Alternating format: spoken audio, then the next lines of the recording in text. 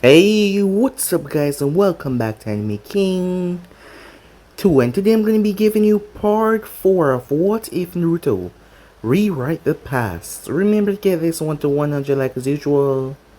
Share this to all of your friends on your social media platform. And also guys, go ahead and check out the brand new episode of What If Naruto Was the Ultimate Saiyan, and enjoy that guys. And over in Anime King, I post a brand new episode of What If Naruto Was a Prodigy with an Unknown Bloodline. So go ahead and check out that and enjoy. And remember, if you're new and this is the first time you hear my voice, go ahead and click that red subscribe button and become a part of the Anime King family. And thank you for all of your help and your support. And yeah, without further ado, we say begin this new episode. Start the intro.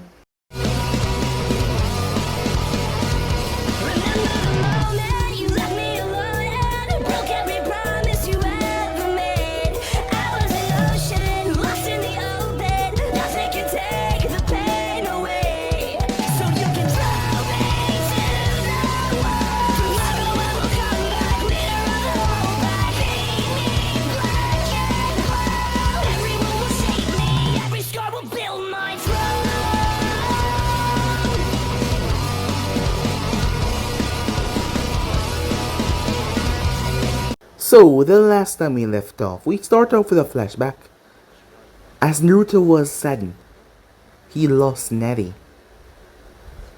It turns out that the masked man, Toby, had attacked them.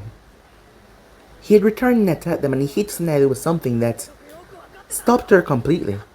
A was also hit as well, but he was paralyzed, no waist down. If Navi was there, perhaps she could have healed him, but she was gone. As Shikaku told Naruto that there was a meeting, as Naruto came out to see all of the Kages, as they declare him the 6th Hokage and the leader of the United Forces. Some time passes, him and Kurasuke got together. It was strange. It started with light flirting, but it turned to something else. As Naruto gave her a kiss before she left and told her to be careful, but that was the last time he ever saw her. We then skip back to the present time as Naruto was making his way. The first clan that he met up with was the Kaguya clan, as he gave them aid to come back to Konoha from the civil war that was going on.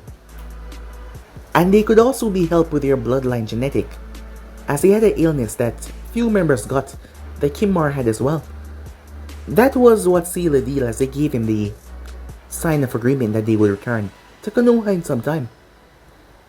As Naruto moved off, he went to 5 others.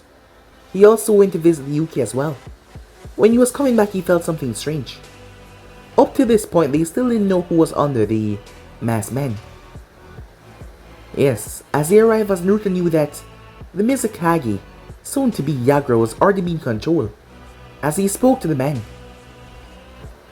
As Yagura told them that they should leave, and don't let them see them back here, same when the Kira ninjas move away. But then they start to come back, while Yagura alone in his three-tailed state. It seems that the one that was pulling his threads seen Naruto as a threat, and he was going to try and eliminate him. As they fought, Naruto had to tap into the Kyuubi's power, as he had to save Kakashi from being skewered. But he was able to suppress Yagura as he was stabbed right to the leg by one of the tails. Because of his body, natural physique, and his healing prowess, he was able to heal in an hour or so. And not to mention he already had bijuu chakra inside of him, so he wouldn't be poisoned. With that, the group made their way back to Konoha. When Naruto arrived, the office had the 3 Sanins in it. When Tsunade heard that he got skewered through the leg by a bijuu tail, she was shocked. As she ripped off the bandage and saw flawless skin, she could not understand how was he not poisoned. This made absolutely no sense. As she narrowed her suspicious eyes towards him. So yeah guys, those basically let's put it off. You guys can switch across the place, check it for yourself. So this will begin this new episode. Snazzy eyes narrowed at him. Even if you're Uzumaki, the only one I know that can heal that fast is because of special circumstances. I don't know how it's possible for you not to be affected by the chakra at all either. All Naruto could do was try to look innocent as he shrugged. I don't know. It's been like that for as long as I can remember. Of course he knew. Having the chakra inside him made him immune to those things. He was honestly surprised that she did not pick up on it, but she probably just doing a surface scan, other than the stuff they do in the hospital. As Naruto remained quiet, he was still being very careful what he said in front of anyone, other than the Hokage for now. Tsunade seemed to take his comment at face value, although she didn't look too happy about it. She gave him a critical eye as he rose to her feet, as she offered him a hand to help him stand up as well, as she looked quite different to him. In fact, she looked a bit older. It was strange.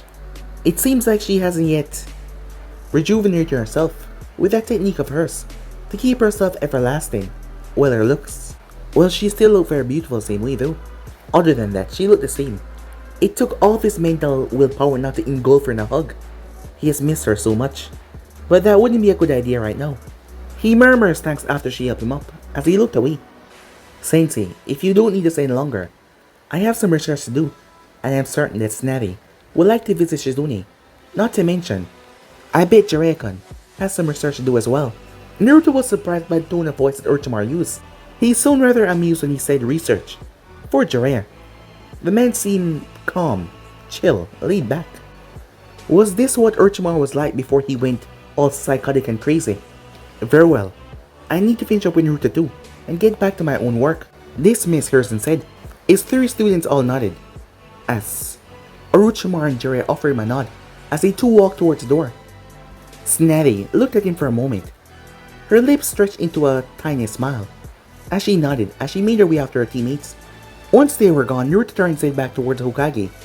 I only got confirmation from the Kaguya clan that they would join, and I promised that Bachan would take a look at their blood to try to find out what disease is that was killing them. The Kaguya? Interesting, they went for it. I heard that they are a rather bloodthirsty clan, however. That's only partially true. I had to fight one of their members because they didn't believe me at first. But after that, they were willing to listen. We discussed things rather normally, said Naruto.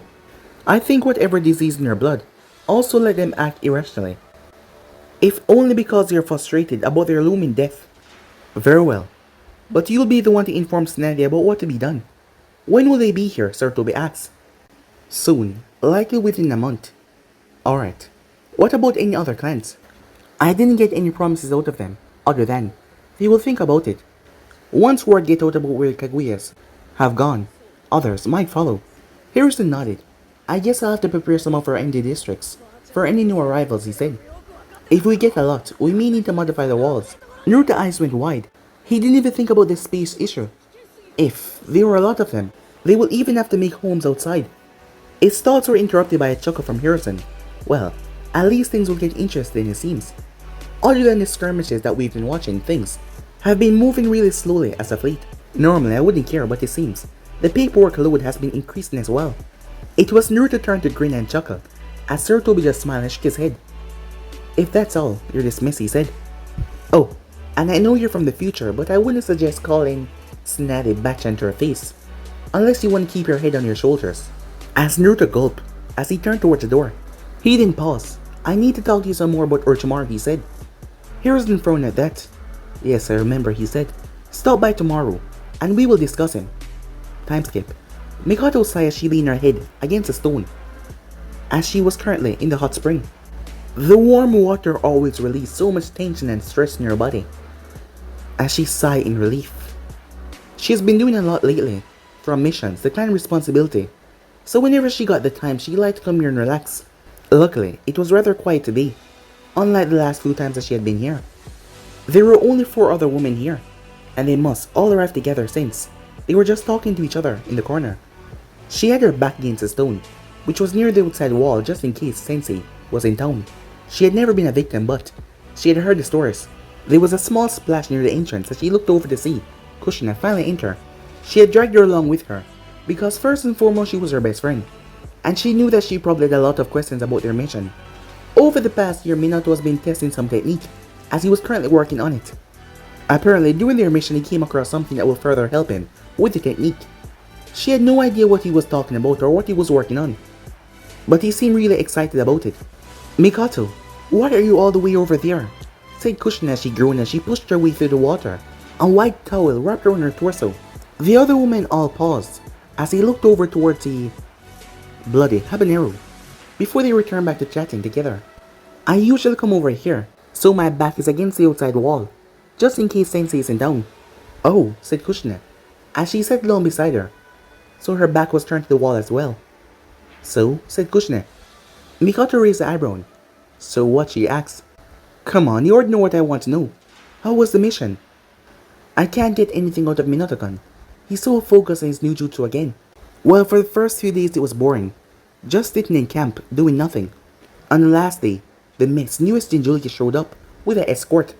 He looked like a small child, but yet he had so much power. Kushina gasped. Wait, isn't he one of the faction leaders of the Bloody Mist? He's the one that started the civil war going on there, right? Is he really that young? I don't really know the details, but from what I heard, that sounds about right. He didn't seem to believe us when we told him that we were on a diplomatic mission of sorts. But he finally did when Naruto arrived and convinced him. Kushina's eyes lit up at the mention of Naruto. She was waiting to hear information about her relative. How did Big Brother Naruto do, she said. Mikoto leaned her head against a rock. He saved our life. Wait, what? You and the others almost died? Said Kushina. The Jinchuriki Yagra apparently changed his mind and chased us down. Not too long after we left, Naruto-san asked us to keep him distracted while he drew up a seal. Just as he was about to use that seal, the boy launched a massive attack, and I wasn't able to get out of the way in time. At least not without Minato's help. Somehow Naruto managed to shout a warning just in time. I wasn't really paying attention to that, as I was trying to get away, but when Minato grabbed me, I was able to see Naruto-san.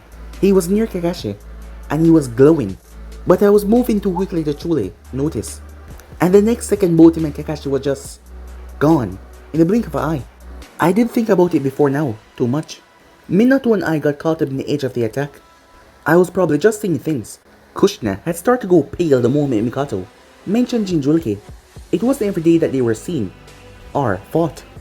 Mikoto knew about Kushina and Kyuubi, as did the rest of her team, as Kushina had told them. There were a few others that knew about the Kyuubi as well, but it wasn't something that most people talk about. The large majority of Konoha was completely oblivious that the Kyuubi Jinchuriki was in the village. Anyway, after saving us, he went back to place a seal on Yagra. He got injured when he did, but the seal worked, leaving the small boy. Yagra passed out shortly after, and Naruto bandaged himself up before we left. And that's it. Wait, he fought a Jinchuriki? And won? Is he okay? Mikoto nodded. He made it back to Konoha with us, and he wasn't even slowed down at all. Naruto had saved them all and battled against a Jinchuriki, one said to be the ruler of the anti-bloodline faction. Even when injured, he didn't complain once, as they set their grueling pace back to Konoha, as it made her start to wonder who would be stronger, Naruto or her fiancé Fukaku. Mikoto, do you think I should tell him? Tell him what? Said Mikoto. I mean, tell Naruto that I'm the Jinchuriki of the Kyuubi, just in case. Well, he doesn't seem to strike me as a person that cares if you're Jinchuriki or not. He seemed to already know that Yagra was a Jinchuriki, and he managed to calm him down first by just talking to him.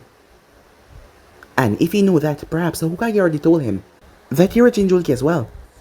Maybe you're right. Perhaps Hey, what are you doing, Urasanin? Said a voice, as both women heard it. Both of them froze, as they looked at each other in shock.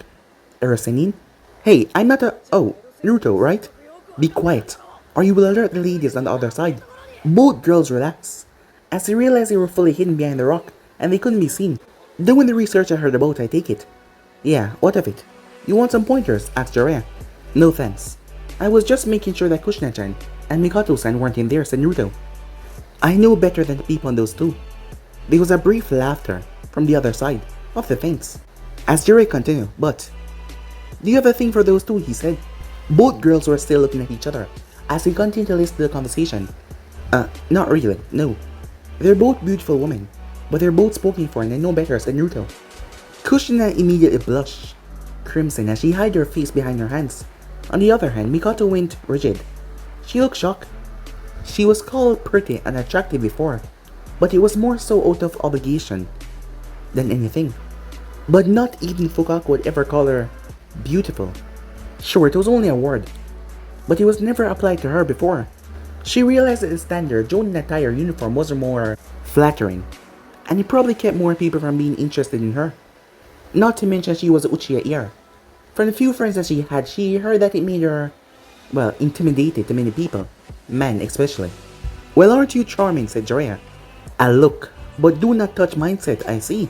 I probably shouldn't even be looking, especially since Kushina. Look up to me as a brother, said Naruto. By this time, Kushina had sunk into the water up to her ears. As Mikoto was struggling to hear everything, straining her ears to hear every single word that they were saying. I know where you're coming from, Naruto. As both ladies heard a sigh.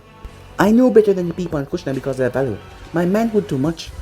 Mikoto was on my genuine team with Teiki and Minato, so that would be wrong on so many levels if I peep on her. Good. I was just making sure. Anyways, I have to go find Bachan on the Hokage orders, so just don't stick around for too long for you to get caught or singing. Bachan? Jiraiya said confused. And hey, I told you that I'm not a... You know, whatever, leave me alone, he said, as he went back to peeping. Right, see ya, said Naruto. As Mikoto was getting up, Mikoto said Kushina, you can stay here. I think it's time I have a nice talk with Sensei about his habits. As Kushina set her towel. Wait up, I think I'll join you in your talk, she said. A few rooftops away, Naruto started to burst into laughter as he watched. It was good to laugh. Flashback. Naruto grunted in pain as he fell to his knees on the ground, as he clutched at his arms. It was always a pain fighting anyone with a sword, especially those who were under the genjutsu. That just made the whole lot worse. They believed that destroying the Gedo statue would stop Tobi's plan once and for all, but it seemed the man had a backup plan. He had pulled the pieces out of the crumbling statue and sealed them into strange, structured type all around the elemental nation. He probably used their power to boost the ability to cast the genjutsu that he spoke about all those years ago at the Kage summit. But it could not work completely without the Kyuubi. The moon had turned a reddish color, but nothing else changed. But it was then that people started to get possessed. They felt no pain, they would continue to fight until they were beheaded or sealed away. They had no emotion stopping them. They didn't have to sleep or eat, they just fought. They weren't entirely zombies either, they could still talk, but they weren't talking to you, they were talking like they were in a dream. Like they saw someone else in front of them. As they speak to them, they smile. They talked to them pleasantly, and yet they fought viciously. Tobi had them in that strong genjutsu, nothing more. They had tried to break people out, disrupting their chakra or any other means, but nothing worked. It didn't take long to discover that those with weak minds, or weak will fall under the red moon. Even the strong ninjas could crumble if they start to feel sadness or despair. It was for that reason they lost almost 1/3 of their forces when the moon first turned red. The sand and the stone were the first two villages to fall. In the following months, they lost Kumo, then they lost Take. Tobi forces were still growing and stomping out the villages one by one. Kiri was also getting trampled. It seems that Konoha was the only one left, and Naruto knew that it wouldn't last for too long. Back to the present. Naruto was woken by a knock to his apartment door as he got up. He had rented the place after making enough money from the missions that he went on. Over the past 2 months he has been here now. Things have been moving at a decent pace, although the war still hasn't happened yet. As he moved towards the door, he heard another knock as he opened the door, as he saw a member of the Anto force standing there. A woman from her stature and build, with auburn hair. Her mask looked like it was supposed to resemble some sort of bird, but his mind was still in sleep mode, so he didn't focus too well on it. He had recognized a few Antos in the time that he had been back, but this was not one that he could claim to remember. Uzumaki-sama, Hokage-sama requests your presence at your earliest convenience. Alright, tell him I'll be there soon, said Naruto. As Yonfu nodded, as she flashed away. As Naruto closed the door, he still tried to wrap his head around people calling him Uzumaki-sama. Even in the future, controlling the army, they called him Naruto because he preferred to be called Naruto. Most people that he fought with, on side to side the battlefield, was people that he grew up with, and he knew them for a long while. And he preferred to be called by his name, and they all knew that. Here, however, he was still a bit of an outsider. Even after 2 months of working, some people did not, well, they were just still skeptical about his claim of working for Sarutobi exclusively. But his public mission records did not lie. He already completed 4 S-rank missions and 16 A-rank. So no one doubted his progress to get the job done, but they were just not really comfortable about his random appearance. He didn't blame them, of course. Sarutobi's old teammates did not trust him one bit either, until the two of them agreed that it would be best if the two of them knew that he was from the future. At first the blonde was skeptical about making him know, but then you remember that Danzo already know, and if he didn't trust anyone in Konoha, Danzo was really high on the list. But the Danzo right now has not become the Danzo that he heard the warnings about yet. Most of that reasoning is because the man was still the current Envu commander, and route was not formed yet. From what he could gather, once the two advisors, Homura and Koharu, learned about his status, they inquire, until the Sanians who he were. They felt like they were trustworthy enough to be brought in a loop. Their opinion quickly changed though when Naruto tell Hiruzen a few more things about Orochimaru. As a result, Hiruzen believed that it would be best if they confront Orochimaru first, before any information was given out. As Naruto grabbed some juice, he figured that it was due to the new arrivals why the Hokage was calling him. It has been like that for a few weeks now. As he left his apartment, he looked towards the southern wall, where some new buildings could barely be made out. They were like some envoys for new arrivals in Konoha. It seems like his trip to the water country had been a smashing success, beyond anyone's expectations. It had only took a week for the Kaguya members to arrive, and the Hokage started to move them into some of the newly constructed areas of Konoha. But much to everyone's surprise, other clans started streaming rather quickly. The Kaguya and Yuki clan had come, as well as the Terumi clan. As Naruto was surprised by that because he didn't even talk to them. Apparently, their clan had good ties with the Yuki, seeing that they came at the same time. In total so far, 8 clans arrived in Konoha that used to call Kiri their home. It might seem like a lot, but compared to like a clan like the Uchiha, they were still not enough. Their clan was mostly small, but still they all had different bloodlines, and they now call Konoha their home. Naruto had gained a lot of status because of what he has done, and getting these people to Konoha. His long-term mission was to find ways to keep the people happy and getting them settled down. So far, the Kaguya clan was rather ecstatic, as he kept his promise to them. Snelly was more than happy to take a look at their bloodline to see what the problem is, because she saw it as a new obstacle to overcome. Even Shizune was happy about it.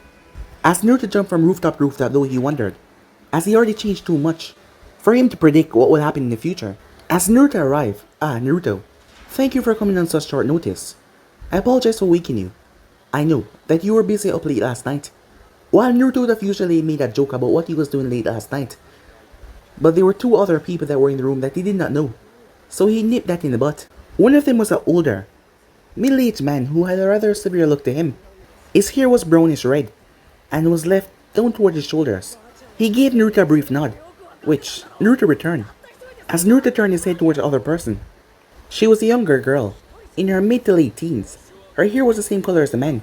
Perhaps they were related. She also nodded at Naruto, but she gave him a smile as well. She was really gorgeous. Naruto, this is Kozo of the Terumi clan, along with his daughter, Mei Terumi. They are the latest arrival, and perhaps amongst the powerfulest that has arrived from Kiri. I need you to go around and gather the builders again. The rest of their clan will be arriving through the month, so we need to be prepared. Yes, Hokage-sama, said Naruto. Thank you. I have to talk to you about some other things as well, so please remain here at the moment. Kozo-san, is there anything else that you'll be needing? The man shook his head. All of our immediate needs has been seen to. You have been most gracious. You have our entire clan gratitude, Hokage-sama, he said. Very well. If anything else arises, please visit me or Naruto-kun. He's acting as the main coordinator between us and the clans from Kiri. I see, thank you. As Kozo turned to walk towards the door, he offered Naruto another nod, as Mei walked in the shadow of her father, so he didn't see or hear anything from her. Was there something that you knew from the future about the Terumi clan, Naruto? Asked Hiruzen. You look surprised when you heard their name. I never visited their clan, first of all, because I know from the future.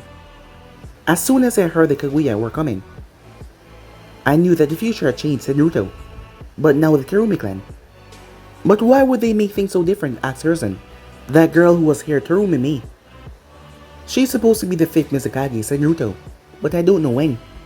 If I have to guess, it was probably shortly when I became a teenager in my time, because it was then that we found out that the standby was roaming free, because the 4th Mizukage was dead.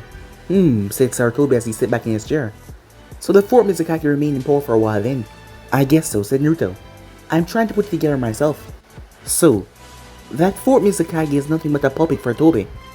And if the 2nd Mizukage passed away at the end of the 2nd war, that means Tobi is technically the 3rd right now, though he's not being seen in the public eye.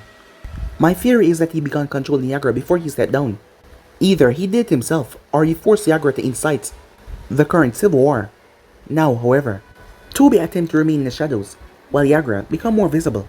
The next few years he would likely fake his death and have Yagura become the new Mizukage. May probably kill Yagura at some point, ending the Civil War and becoming 5th Mizukage. As to how she defeat him, well, she has 2 bloodline and 3 affinities. Yes, Kozo mentioned that, normally, the Terumi clan has 1 bloodline, but May end up with 3 affinity and 2 bloodline limits. She is only a novice with her abilities from what he said though. I'm not surprised because someone that knew her bloodline has to create new techniques though. The only 2 I saw her use regularly were Lava Attack and another one that released some corrosive mists. That's probably all she ever need to use. Now that I think about it, said Naruto. Hiruzen nodded. I don't want to keep them waiting. You're dismissed, he said. When you're done we can talk more about this and what it means for the future. As Naruto nodded. Time skip. Mikoto sighed as she pushed herself up. After her unintentional listening to Naruto and Jiraiya at the hot spring, she hasn't been able to sleep well. She saw his face and the words kept running through her head over and over again. Beautiful girl. Both attached. I know better. Even though she was 20 years old, a part of her wanted to giggle like a schoolgirl. She has never been called beautiful before, at least not anywhere she could hear it. Kushina always said that she was jealous of her figure, but then again Kushina was the only one that nearly see her naked due to their visit to the hot springs. Other than that, her uniform was the only thing that she ever wore. Even on her date with Fukaku, she grunted as she got up to her feet, as she decided to sit out and enjoy the night air. Grabbing a robe from a nearby chair, she slipped her on herself as she opened the sliding door, and made her way down the hall as she yawned. Why was this bugging her so much? It has been a couple of days since she saw him last. Perhaps it was because she wanted to ask him if he really meant what he said. She sat on one of the porches as she leaned her back against a wall. Something wrong, little one. She started to crack a smile but she suppressed it, and looked towards the man in that glare that came around the corner. I'm not little anymore, father. We've been over this. Uchiha Kagami chuckled as he walked over to the bench at a slight limp. You will always be my little one, he said. Fine. Just don't tell anyone else, okay? So, what is bothering you? I noticed you have been rather distracted these past few days. She was not sure how much she wanted to explain. She was close to their father, but to talk with him about it was embarrassing. At times like this, she wished her mother was still alive. I'm having second thoughts about the upcoming marriage. Oh? She didn't look at him, but she could tell from his voice that he had turned his head to look at her. You've been engaged for nearly a year now. This is the first I've heard in doubts. There's only a month until the wedding. I know. Believe me, I know. I think about it every day. It's just that recently, some things have come up that have changed my opinions. I see. So you found someone else then? She turned her head towards her father, shocked. How did I know? He said. Well, you've been talking about a unique young man who appeared out of nowhere a few months ago quite often. I don't even ask about him and I'll usually get a Kushina said that Naruto did this today. Or, you never believe what Naruto can do. When I asked, how's your day going? How do you always manage to see right through me, she said. Kagami couldn't help but chuckle. I would say that's another one of my Sharingan abilities, but we both know that's a lie. The simple answer is that you're my daughter, and I make a point to pay attention to what you do and what you say. I would just say I'm proud of you. And I trust your judgment, daughter, he said. If you want to call off the wedding to pursue other ventures, do it. She was shocked. But what about the council? I thought they were pressuring you to find me a husband since I was 15. He raised a hand, making her stop talking. The elder council is just that. Council of Uchihas who have passed their prime and do nothing but nag. They can nag me all they want, but my daughter's happiness comes before theirs. If you don't believe that you'll be happy with Fukaku, then do not marry him. There is no law that said you have to choose someone from within the clan either. Though, it may help if they take the Uchiha name, considering your position. Mikoto had to wipe the tears that were forming in the corner of her eyes. Thank you. I'll have to think on this some more, she said. There's no need to thank me for something that should be automatic. But you're welcome all the same, he said. As there was a few moments of silence. So, how is he? What? As Kagami barked out a laugh. What, considering the path our conversation has taken? I want to know if he makes you happy. As Mikoto was blushing. There's nothing between myself and Uzumaki-san. Oh, so now he's Uzumaki-san. Normally, he's just Naruto when we're talking. Tell me, you don't think about him just because of that mission where he saved you and your team, do you? No, she said quickly. Good, because if it was, I would tell you to find some other reason to like him. Mikoto nodded, but she didn't reply. The silence went on for a minute until her father spoke up again. So? So what? What is it about Naruto that you like, which is different from any other man that you've been around? She looked down towards her hands that were in her lap, as she released a small sigh. Before she could speak up though, Kagami spoke. I realize I'm not your mother, and this may be uncomfortable to you, but I realize from experience sometime, you just have to say what you're thinking to someone. From what I know about your friend Kushina, she probably just do all the talking while you listen. You're right, she said that chuckle. Naruto is just a refreshing change of what I'm used to dealing with. For someone with such power and authority, he doesn't lord over others, and he acts his age, which is actually just a few months older than me. He's mysterious, but he will answer whatever question I ask him as long as it's not classified. He's kind, but he knows when discipline is needed. Minato respects and trusts him, which is unusual since Minato doesn't give those easily. Not to mention he brought all of those clans over, just through diplomacy. She said something else, but Kagami didn't hear her. I didn't hear that last one. I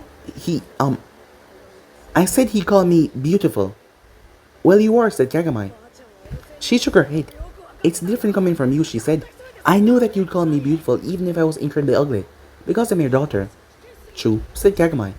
I figured, said Mikoto with a small giggle. I hear him say it when he was standing up to Jiraiya-sensei, was peeping, in the female side of the onsen once again. He was what? I thought he promised never do it when you were in there. When I tell Hiruzeneti's father, calm down. To be fair, both myself and Kushina were hidden behind a large rock and could not be seen. When we moved from behind it and we were seen, he let out a yell and probably passed out because when we arrived, he was on his back out cold. Kushina gave him a good beating after waking him up, so I don't think he'll be peeping on any bats for a while. Good, said Kagami. I still can't get how we get away with doing that in the first place. Anyway, what does this have to do with Naruto? Well, he was the one that told Jiraiya-sensei to stop peeking, especially because Kushina and myself might be in there. Sensei started to change the subject about how he liked us, but Naruto said that we were both beautiful, but we were also attached, so he knew better than to do anything. That's what got all this started? No, she said, shaking her head. I thought he was interested the very first time I met him. He was fighting against Minato in a spar, and Minato was testing his new Harashin, which no one can fight against to the best of my knowledge. Only Naruto can right now.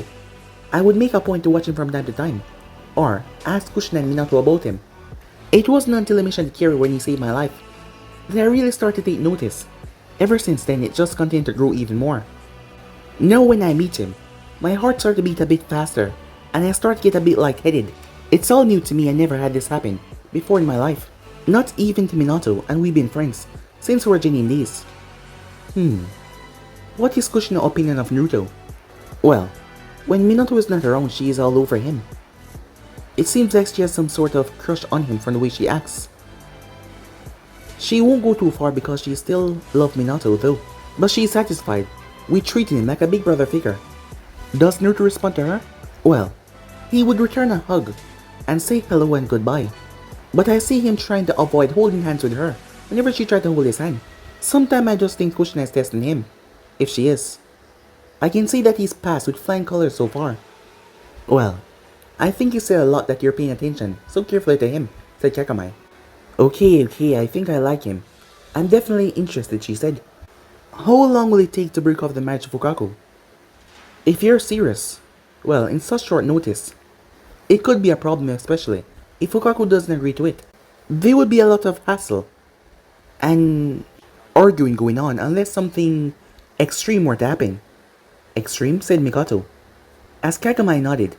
Yes, something that would make Fukaku break the contract. I'm sure there are a few things that you could think of that would make Fukaku no longer want to be your husband. I know I can think of a few things, but it's not my place to say. She looked up to the sky. Something extreme.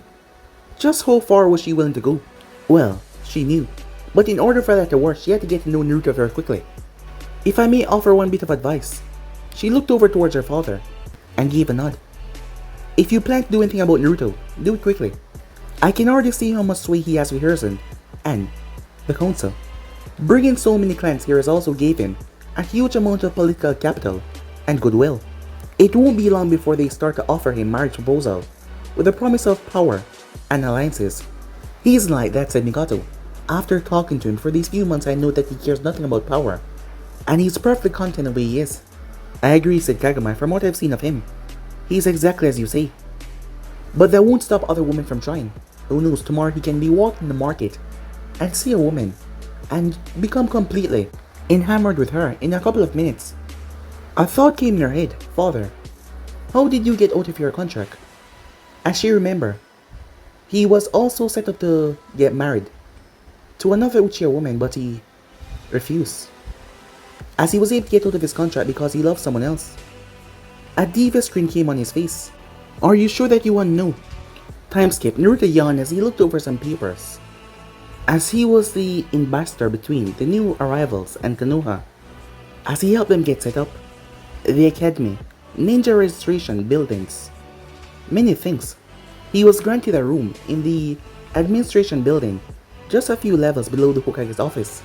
It made sense in the long run, so he wouldn't have to make the trek from his apartment if something comes up. New construction was taking place as he looked to the window, towards the walls. They had run out of free space in the village, so they were going to build a second, proper wall outside. Eventually the village would have another ring outside the first wall. His eyes fell on the academy as he smiled. He had stopped by on a whim just the other day, to see how the school was doing. He wasn't exactly trying to hide his presence, and as a result, one of the teachers had saw him and called him over to do some demonstration. He was more than happy to oblige as he wanted to see who was in school right now. The only person he recognized in class though was a very boisterous Sir Toby Asuma. Once he wasn't bogged down with work, he would make his way there once again and check it out thoroughly to see who was there. Even though everyone he knew grew up fine, there was a couple of special cases that he wanted to check on. As there was a gentle knock on his door. Yes. As the person came in, Naruto was surprised. As he get up to help the man, it was Kagami. As the man bad knee, well, he was limping a bit with it. I'm not that old, Naruto, he said, as he waved him off. Oh, sorry, I didn't know, said Naruto. As Kagami chuckled, oh, it's quite fine, he said, as he sat down one of the unoccupied chairs. It was a nasty encounter with a stone, ninja in the second ninja war that shattered my knee. Got a pretty good replacement thanks to Narisama, but seems I'll never go active duty again. You could have sent a message and I would have come to you, Kagami-san, said Naruto. No, it's fine. I need to chat with Hiruzen about a few things, but I also wanted to talk with you, outside the clan boundary. Too many ears there. Kagami saw the shift in Naruto, like he was placed on guard. Easy, Naruto, it's nothing serious. Well, for me. But I'd rather not have people gossiping. Just the fact that I visit here would send gums flapping all over. But there's nothing that can be done about that. As Naruto nodded as Kagami relaxed in a chair. So, what can I do for you, Kagami-san, said Naruto. I'll get right to the point. It's not so much for me, it's for my daughter, Mikoto. Mikoto-chan? What's wrong, said Naruto. Kagami raised the eyebrow. Mikoto-chan? Can't say I saw that one coming. Naruto faltered for a moment, as he registered who he was speaking with. Mikoto was a good friend of his. The suffix sources just showed that he was fond of her. He did to almost every girl his age. Most of them didn't care, and Mikoto didn't have anything against it either, but this was the girl's father. I'm sorry, Kagami-san, he said. I don't mean anything by it, but I usually refer. It's fine, Naruto. Great, actually, said Kagami. You see, my daughter doesn't know I'm here right now. She's currently wandering the clan district with the other man, Fukaku. Naruto nodded, not sure where this was going. Her fiancé, right? Yes, but not for much longer, I believe. As Naruto was startled and confused by that, but from what Mikoto-chan told me when she was younger, she asked you to set up a... What is it? A contract, said Naruto. I think. Are you against it now? Naruto asked. No, I'm not against them. They can be used to gain boundaries or prestige when power is on both sides. My daughter never wanted a contract, but she felt like she needed one because for a long time she thought of herself as untouchable. As the head of the clan, daughter, only child, and a rather wild temper when she lets it out. Thanks to the friends that she has for many years, she seemed a rather intimidated figure. As Naruto's lip twitched up into a small smile, but it quickly went down. As Kagami noticed, as Naruto thought about his mother, she was the reason. So you can see why. Not many boys her age would be too interested in getting close, thanks to me, and Kushina-san. So I matched her up as best I could, with a man that was close to her age, and quite accomplished. As Naruto came to one conclusion then. So she doesn't want to get married to him, said Naruto. No, she doesn't. A look on Kagami's face was not sadness, he seemed rather pleased. How long ago did she decide this? I thought that she said that they were engaged for a while, and the wedding wasn't too far off. Said Kagami. I'm surprised that she told you this much. She's rather reserved. Except for with me, Minato, Teiki, Kushina. Well, not long after the mission we went together. She'd randomly ask me to spar every now and then. It's been happening lately with increased frequency. When we were finished, I asked her how she's been, and she started venting at me. And let's just say I'm a lot better at listening than when I was younger. I understand, and I'm glad that you listened to her.